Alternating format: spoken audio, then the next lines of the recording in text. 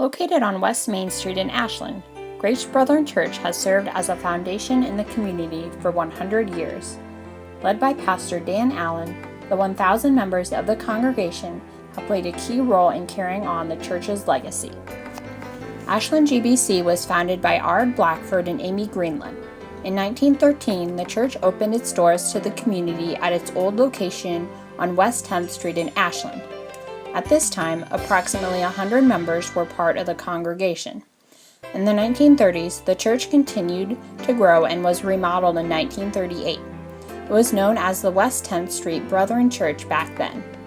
Although church services are no longer held here today, the building is still standing and currently houses the Ashland Senior Citizen Center. The church expanded over the next few decades, and by the late 1960s, construction began on a larger church on West Main Street.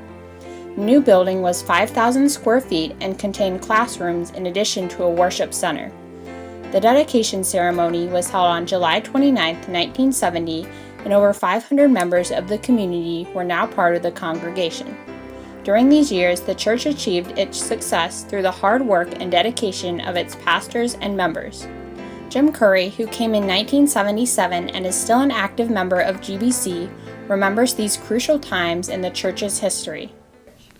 A lot of growth, a lot of new people were coming to Christ. A lot of the people that are now older people in the church were younger couples. A lot of them were coming to faith in Christ. And Pastor Larson was a dynamic preacher and expositor of the Word. And so that was good. I was here, he left in 1983, and then John Tevan was pastor. And I was here with John, and then Pastor Allen came, and he was here as a youth pastor, and then I stayed on through him too. So good leadership, I think, is one of the key things in our church. Another milestone in the history of the church was the founding of Ashland Christian School in 1972. I was the principal of the school for 4 years, from 1977 to 1981. And the school was a part of the church at that time, even though we were a community school, which I think it still is. But the school was an integral part of the church back then, and I think it still is today. 100 years later, Grace Brethren Church is still a strong and valuable part of the community.